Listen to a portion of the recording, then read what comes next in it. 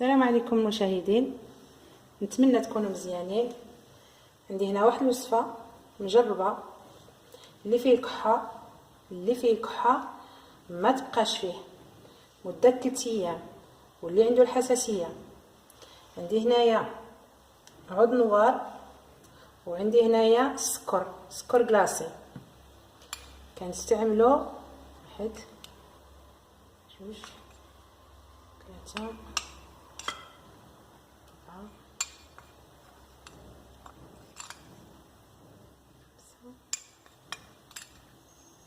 6 ديال المغارف صغار ديال عود النوار ولا المسمار، كل واحد شنو كيقول له. وعندي هنايا سكر كلاصي.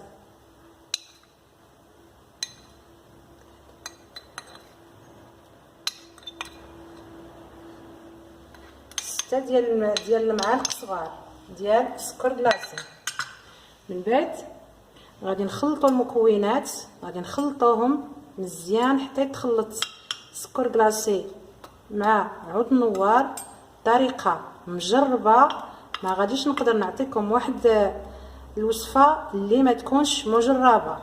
هذه الكحه اللي فيه الكحه واللي فيه الحساسيه راها مجربه عندي 3 ايام، ما تبقاش فيك الكحه والحساسيه، ما تبقاش فيك. جربوا هاد الطريقه.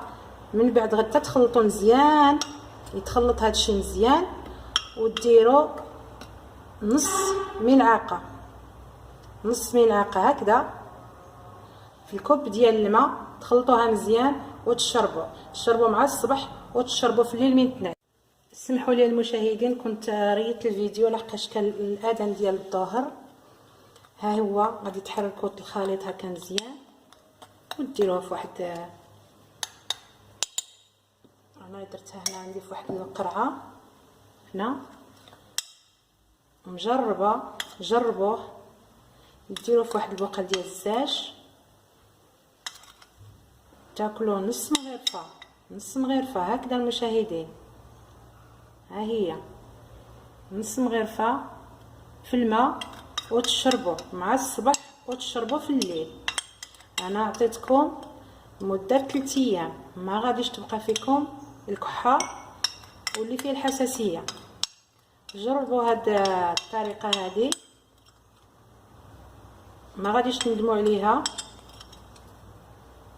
وطريقه بسيطه، مكونات بساط، واللي ما عندوش الانسان راه ما عندوش باش يبقى يشري السيرو، ويبقى شحال من واحد مسكين اللي ما يسعى حتى دورو والو، مساكن بزاف.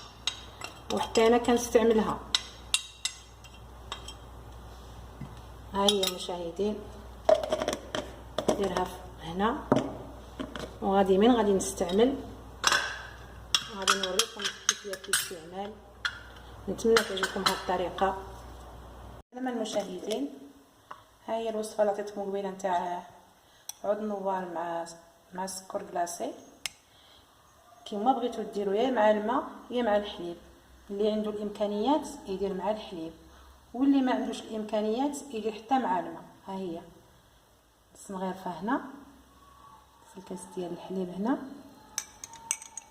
تخلطوا وتشربوا وتنعسوا بالصحه والراحه والشفاء ان شاء الله.